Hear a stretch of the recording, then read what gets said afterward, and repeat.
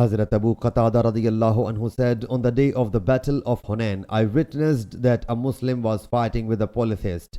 Another polytheist was lying in ambush behind that Muslim to martyr him. I rushed towards him who was lying in ambush.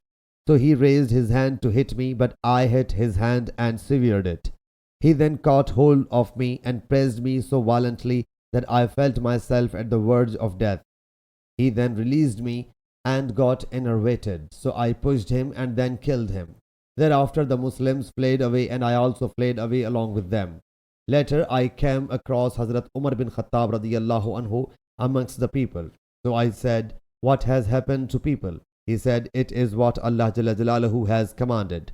Then the people returned to Allah's Apostle sallallahu alaihi wasallam, and after that Allah's Apostle sallallahu alaihi wasallam said, whosoever produces a witness that he has killed an infidel will get the belongings of that killed one. I got up to find a witness to my killing, but could not find a witness. So I sat down. I hit upon a plan, so I narrated my incident to Allah's Apostle sallallahu alaihi wasallam. One of the people sitting beside him sallallahu alaihi wasallam said, the belongings of the killed being mentioned are with me, so you may please him with me by giving him wealth.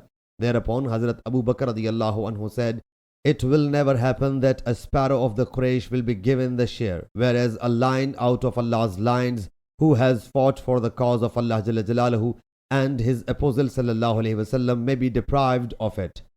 The transmitter says, Allah's Apostle sallallahu alaihi wasallam got up and restored me my share. So I purchased a garden by it. It was the first wealth that I gained in Islam being a Muslim.